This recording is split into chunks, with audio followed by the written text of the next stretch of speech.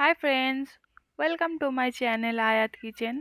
আজ আমি আবারও নতুন রেসিপি নিয়ে চলে এসেছি। তো আমার আজকের রেসিপির নাম হচ্ছে চারাপোনা মাছের পেঁয়াজ চচ্চড়ি।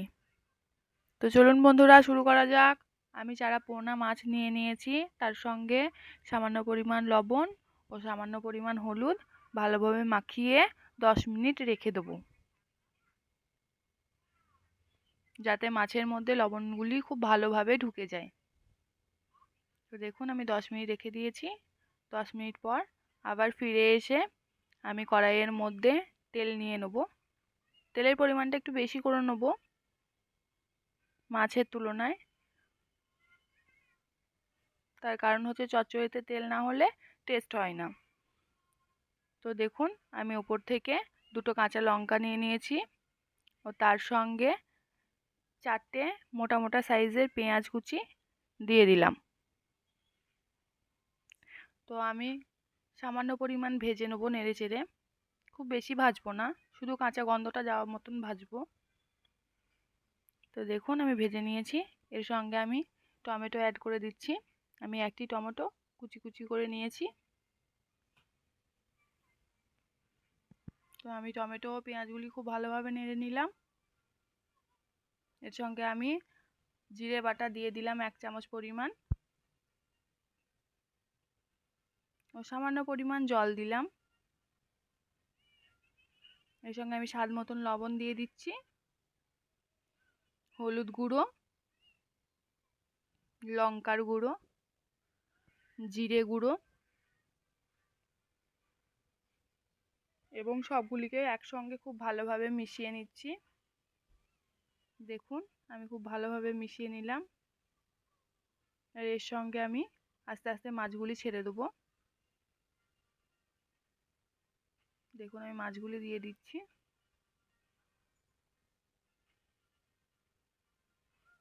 মাছগুলি দিয়ে দিলাম।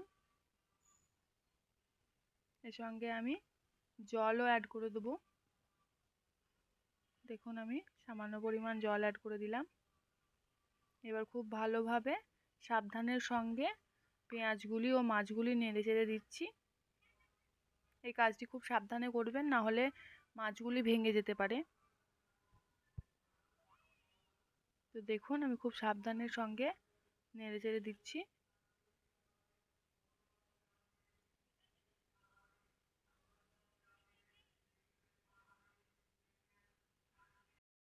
দেখুন, পেঁয়াজ সমেত মাছগুলি কেমন ফুটে ফুটে উঠেছে।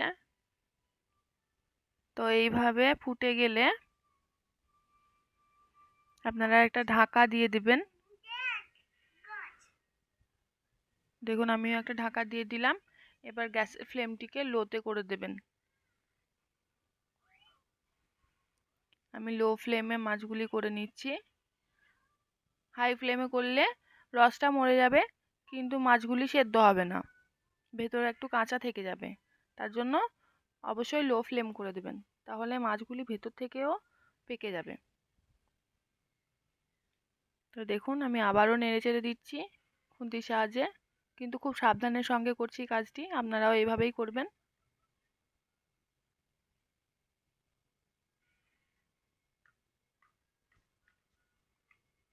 দেখুন, আমি খুব ভালোভাবে নেড়ে চেড়ে দিলাম।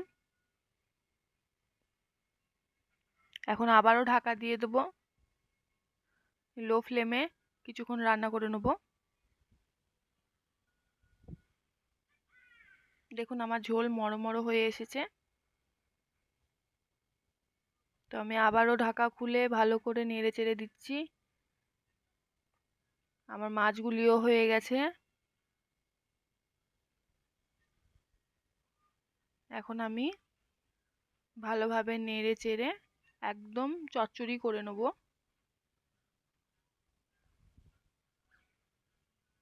দেখুন, আমার চচ্চড়ি প্রায় হয়ে এসেছে। এখন আমি ধনেপাতা দিয়ে দিচ্ছি। আপনারা চাইলে ধনেপাতাটা সবার শেষেও দিতে পারেন, কিন্তু আমাদের গন্ধটা উগ্র লাগে বলে আগে থেকে ধনেপাতা দিয়ে দিলাম। এরপরে আমি 2 মিনিট মতন ভালোভাবে জাল করে নেব,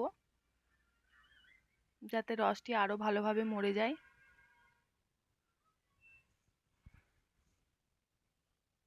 দেখুন আমার মাছ একদম চচ্চড়ি হয়ে গেছে। এই পর্যায়ে আমি নামিয়ে নেব। আপনারাও এই রেসিপিটি বাড়িতে তৈরি করে দেখবেন কেমন হয়েছে, আর অবশ্যই টেস্ট করে আমাকে কমেন্টে জানাবেন কেমন হয়েছে। আপনাদেরকে অনেক অনেক অনেক ধন্যবাদ আমার পাশে থাকার জন্য আর এত ভালোবাসা দেওয়ার জন্য। আমার চ্যানেলটিকে সাবস্ক্রাইব করে দেবেন ও পাশে থাকা বেল আইকনটি টিপে দেবেন। Thank you for watching.